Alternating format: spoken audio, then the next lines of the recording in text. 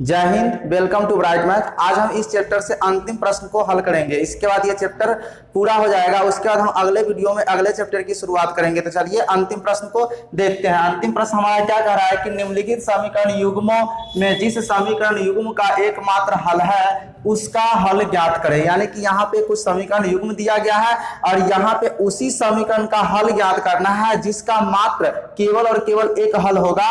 उसी समीकरण युग्म का हल ज्ञात करना है। तो वो हमें कैसे पता चलेगा, तो इसके बारे में हम इससे पहले वाले वीडियो में शर्त पढ़ा चुके हैं। क्योंकि दो चर वाले रैखिक समीकरण के लिए कुछ शर्त होते हैं, वो 3 शर्त होते हैं, वो आप देखे ही होंगे। अगर नहीं देखे हैं तो इस वीडियो को देखने के बाद उसको अच्छी तरह से देख लीजिएगा। यहाँ पे मैं इस तरह से बताऊंगा ताकि आपको उसको नहीं भी देखिएगा तभी भी यहाँ अभी समझ में आ जाएगा, लेकिन याद रखने के लिए उस वीडियो को जाकर के देख लीजिएगा। देखिए यहाँ पे करना क्या है, तो सबसे पहले यहाँ पे इसमें ABCD हमें ज्ञात करना है। ABCDEF का वैल्यू लिख लेना है। तो ये आपका A हो गया, ये B हो गया और ये C, ये D और ये E और ये F हो गया। ठीक है, अब यहाँ पे इसी को लिख लेना है। A बराबर 10, B बराबर 35/2 और C बराबर 25।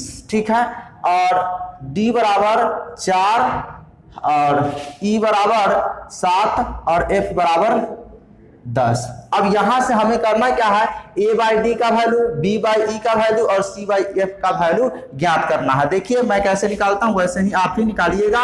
A/D इक्वल टू, तो A कितना है 10 और D कितना है 4। इसको कैंसिल कीजिएगा तो 2 से दोनों कैंसिल हो जाएगा। तो 2 से कैंसिल करने के बाद ये 5 बार कटेगा और ये 2 बार कटेगा। 2 5 10, 2 दूना 4। तो इस तरह से A/D का वैल्यू जो आ गया वो आपका आ गया 5/2। फिर आपको करना क्या है, B/E का वैल्यू ज्ञात करना है। तो B का वैल्यू है कितना 35/2।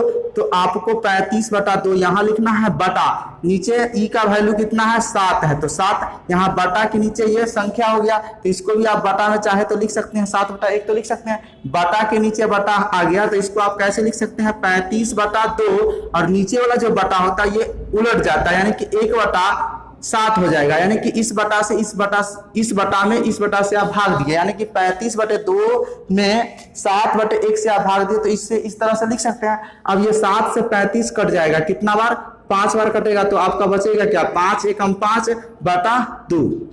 इसका भी वैल्यू 5/2 आ गया। अब आपको फिर क्या करना है, C/F का वैल्यू ज्ञात करना है। तो C कितना है आपका 25 और F कितना है 10। ये भी कट जाएगा 5 से काटिएगा तो 5 5 25 और 5 दूना 10।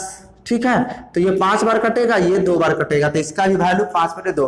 अब यहाँ पे देखिए A/D का वैल्यू 5/2, B/E का भी वैल्यू 5/2 और C/F का भी वैल्यू 5/2 आ गया। तो इससे ये हमको निष्कर्ष निकलता है कि तीनों का वैल्यू बराबर हो गया। तो इसे हम लिख सकते हैं A/D equal to B/E equal to C/F लिख सकते हैं। और हमने पिछले वीडियो में इस तरह का शर्त पढ़े थे, जब A/D equal to B/E equal to C/F होता है तो इस स्थिति में उस समीकरण युग्म का अनगिनत हल होता है और युग्म जो होता है आश्रित होता है। तो हम क्या लिखेंगे, अतः इस समीकरण युग्म का अनंत हल है। ठीक है, तो जब अनंत हल है तो इसे हमें हल नहीं करना है क्योंकि इसका अनगिनत हल होगा। और प्रश्न में आपको क्या कहा है, एकमात्र हल होगा तभी जाकर के हल ज्ञात करना है, अदरवाइज इसका हल नहीं ज्ञात करना है। तो इसमें तो अनगिनत हल आया है तो इसको हल नहीं करना है, इतना ही पे छोड़ देना है। ठीक है, क्लियर।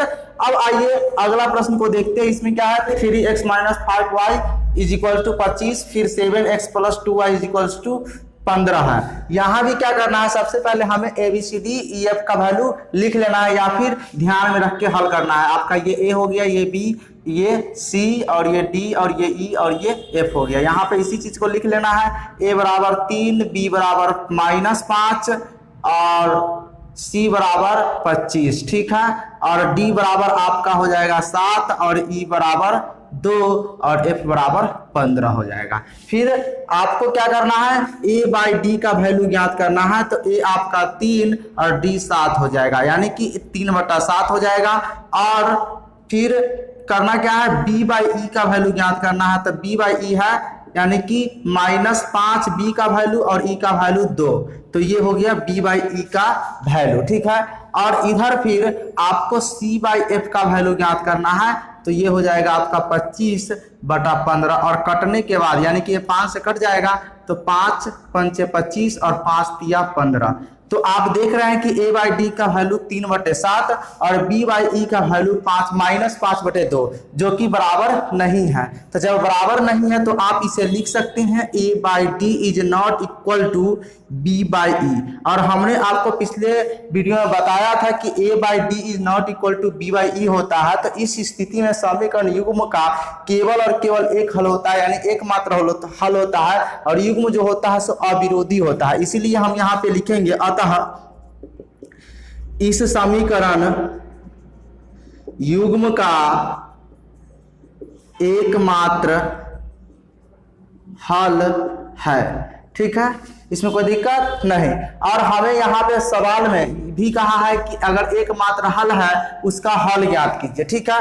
तो हमें क्या करना होगा, इस समीकरण युग्म का तो एकमात्र हल आया और युग्म जो है सो अविरोधी आया, तो इसीलिए इस समीकरण को हल करके हमें x और y का वैल्यू ज्ञात करना होगा। तो हम क्या करते हैं, इसको हम मिटाते हैं और इस समीकरण को हल कर लेते हैं, ठीक है। देखिए यहाँ पे आपको करना क्या है कि इस समीकरण को 1 मान लेना है और इस समीकरण को 2 मान लेना है। और आपने बहुत सारा समीकरण हल करना सीख चुके हैं, अनेकों वीडियो में मैंने बताया है, तो उसी विधि से आपको यहाँ पे हल कर लेना है। करना क्या है, समीकरण 1 में समीकरण 2 के y के गुणांक यानी 2 से गुना करना है, और फिर समीकरण 2 में समीकरण 1 के y के गुणांक यानी कि 5 से गुना करके सिंपली लिख लेना है। तो देखिए ना, 2 तिया 6x माइनस 2 पंचे 10y बराबर 2 से 25 में गुना कीजिएगा तो 50 और 5 सते 35x प्लस 5 दूना 10y बराबर 15 पचे 75 हो जाएगा।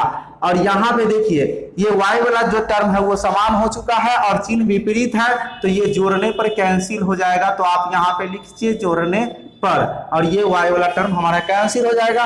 तो इधर हम जोड़ के लिखेंगे 6x और 35x, तो ये आपका हो जाएगा 41x, और इधर जोड़ेंगे तो आपका हो जाएगा 50 और 75। इसको अगर आप जोड़िएगा तो 125 हो जाएगा, ठीक है, इसमें कोई दिक्कत नहीं। और यहां से आपका x का वैल्यू आ जाएगा 125/41। यही वैल्यू अगर समीकरण 1 में आप रख देते हैं तो y का वैल्यू ज्ञात हो जाएगा। तो देखिए x का मान समीकरण 1 में रखने पर समीकरण 1 है आपका क्या, 3x माइनस 5y बराबर 25। यहाँ पे 3 गुना x का वैल्यू आपको 125 गुना 41 रख देना है, माइनस 5y बराबर 25, ठीक है। सिंपली करना क्या है, ये तो कटने वाला है नहीं, तो गुना करके लिख लेना है। 3 से 125 में गुना कीजिएगा तो आपका हो जाएगा 375। 125 गुने 3 कीजिएगा तो 375/41 माइनस 5y बराबर 25, ठीक है, ये हो जाएगा आपका। अब आपको करना क्या है, सिंपली साइड चेंज करके लिख लेना है। तो देखिए इधर यहाँ पे बच जाएगा लेफ्ट साइड में -5y बराबर, इधर है 25 माइनस कितना हो जाएगा 375/41 हो जाएगा। और सिंपली आपको -5y लिखना है और इधर भिन्न का घटाव है, इसीलिए हमें एलसीएम लेना होगा। तो एलसीएम हमारा 41 हो जाएगा, इसके 25 के नीचे कुछ नहीं है तो 1 होगा। 1 से आप 41 में भाग दीजिएगा तो 41 बार कटेगा, 41 से 25 में गुना कीजिएगा तो कितना होगा। तो देखिए यहाँ 25 गुणे 41 करने पर 1 से गुना कीजिएगा तो 25 और 4 से 25 में गुना कीजिएगा तो 100 हो जाएगा, ठीक है। 5 का 20 हासिल 2 4 8 10, ठीक है।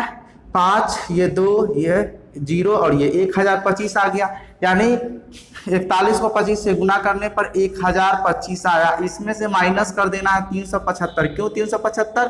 क्योंकि 41 से 41 में आप भाग दीजिएगा तो एक ही बार कटेगा और 1 से 375 में गुना करने पर 375 ही आएगा, ठीक है। और यहाँ पे -5y लिखना है सिंपली, और इधर घटा के लिखना है। तो 5 में से 5 जाएगा 0, 12 में से 7 गया 5 बचेगा, ये 9, 9 में से 3 जाएगा 6, तो यानी कि 650 हो जाएगा बटा 41, ठीक है।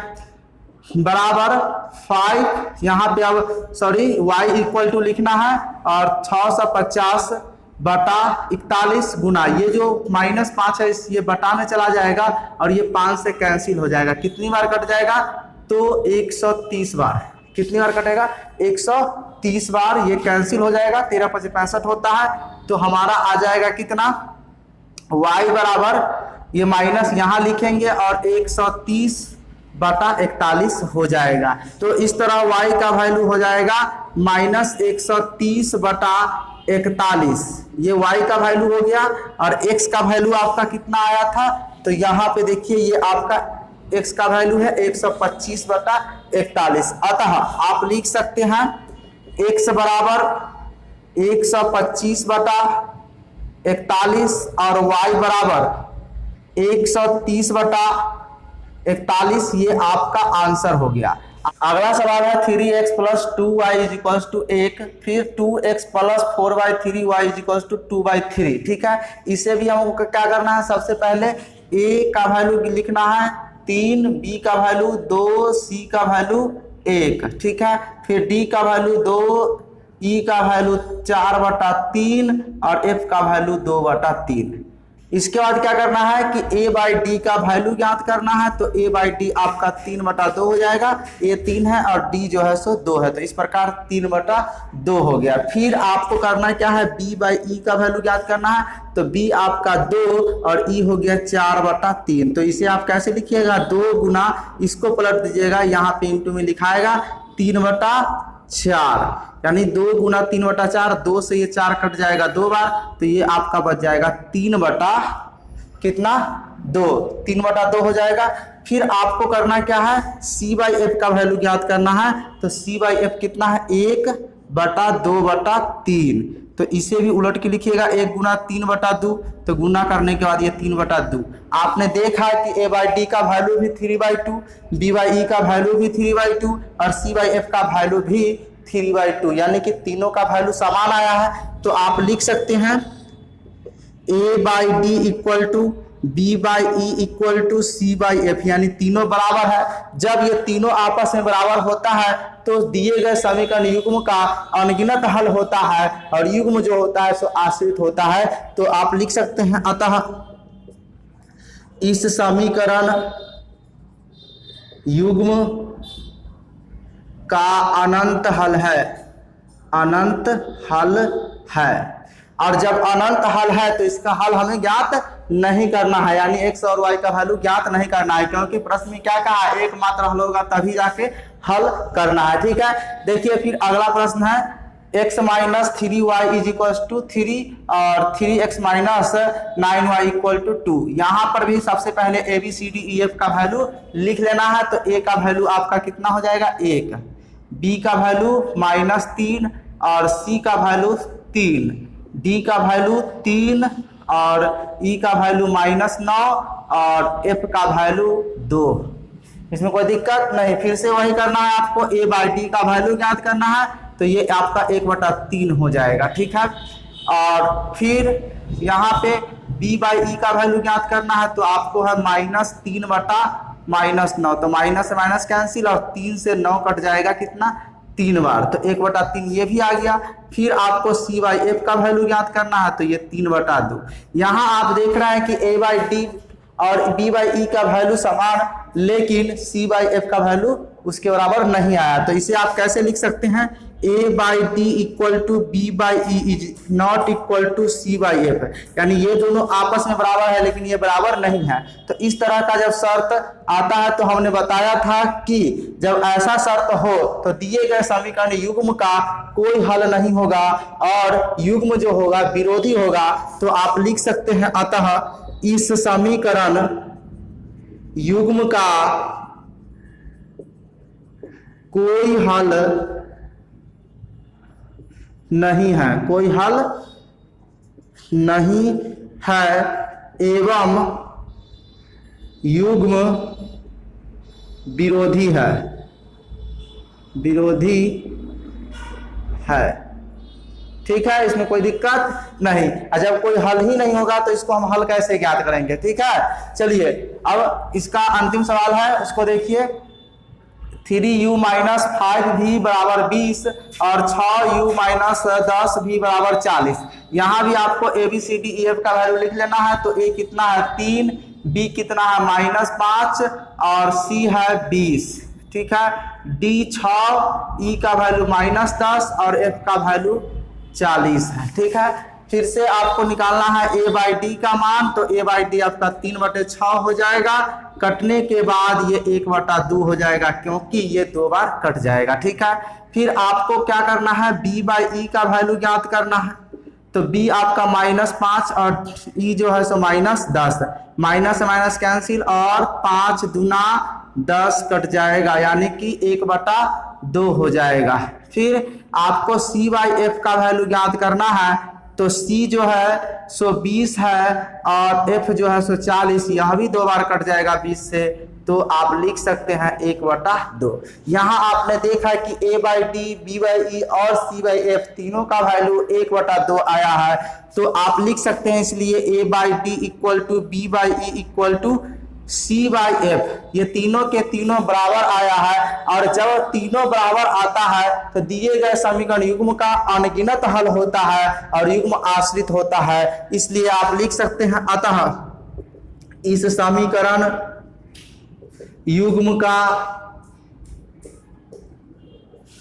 अनंत हल है एवं युग्म आश्रित है। ठीक है, तो इस तरह से इस वीडियो में आपको पूरी तरह से ये प्रश्न का सॉल्यूशन आपको अच्छे से समझ में आ गया होगा।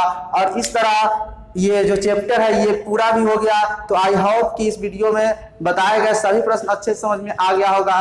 तो इस वीडियो में इतना ही, फिर मिलते हैं अगले वीडियो में और नए चैप्टर के साथ। अगर अभी तक हमारे चैनल को सब्सक्राइब नहीं किए हैं तो सब्सक्राइब करें और साथ ही बेल आइकन को प्रेस करके ऑल नोटिफिकेशन को ऑन कर ले, जिससे लेटेस्ट वीडियो का नोटिफिकेशन आपको मिलता रहे। जय हिंद, जय भारत।